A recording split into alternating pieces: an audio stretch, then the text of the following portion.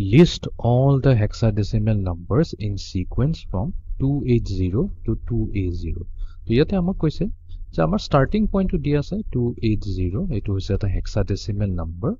আৰু এটা ending hexadecimal number to হৈছে 2A0 ঠিক আছে তো ইয়াৰে মাজতে obviously বহুতখিনি কিছুমান hexadecimal number আছে তো আমাক কৈছে সেই hexadecimal number খিনি sequence লিখিব লাগে এটি আৰম্ভ কৰাৰ আগতে আমি এটা বস্তু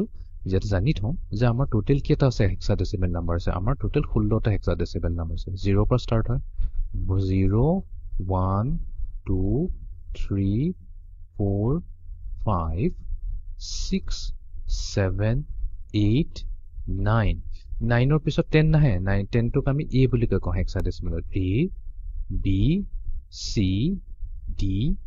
e আৰু f ঠিক আছে তো আমাৰ টোটাল এটো 15 হৈছে 15 টোক আমি f বুলি কওঁ তো টোটাল আমাৰ 16 hexadecimal number আছে তো এটো লিখাৰ এটা উদ্দেশ্য আছে তো 0 পৰা যদি 0 লগত যদি আমি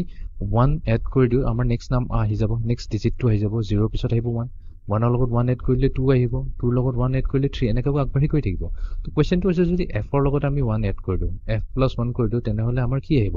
f ৰ পিছত g নাহে ঠিক আছে f ৰ পিছত আকৌ ঘূৰি পেলে কি আহিব ইয়াতে 0 আহি যাব ঠিক আছে তো এটো এটা হেতু আমি টেকনিকটো ইয়াতে ইউজ কৰিম তো এটি আমাৰ প্ৰথম নাম্বাৰটো হৈছে 280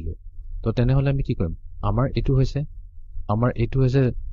least significant digit যোনটোক আমি LSD বুলি কওঁ least significant digit আৰু এই 2 টো হৈছে আমাৰ most significant digit okay তো আমি কি কৰিম হদাই LSD to MSD directionত যাও তো আমি LSD ত কি কৰিম 1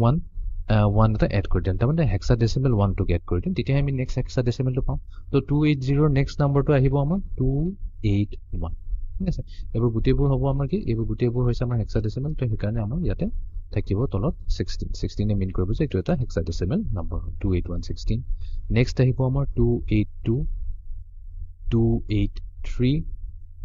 284 একদম ইজি হয় 285 286 287 288 মই কিনতে আহিলো 289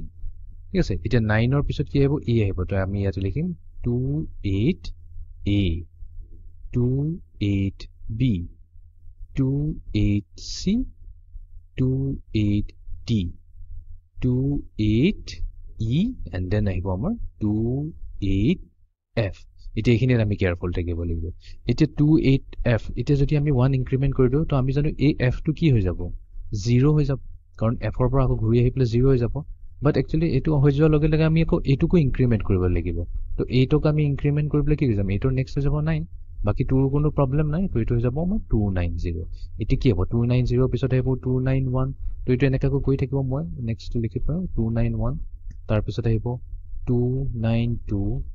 293 এনেকাকৈ গৈ থাকিব ঠিক আছে 29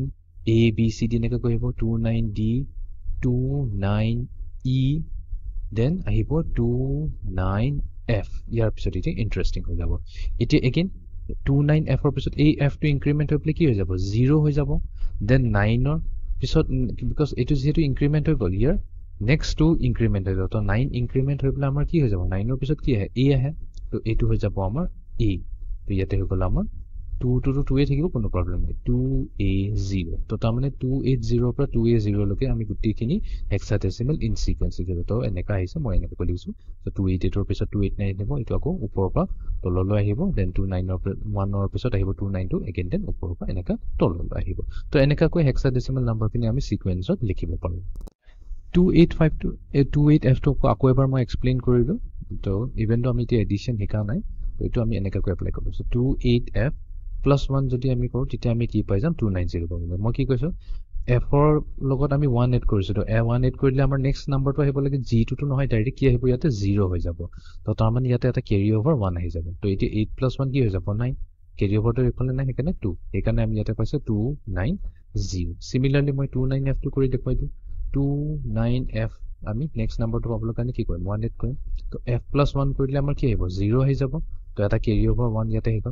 9 + 1 কৰিলে আমাৰ কি আহি যাব 10 আহি যাব বাট 10 টো নকওঁ আমি a বুলি কওঁ 9 + 1 কৰিলে আমাৰ নেক্সট আহি যায়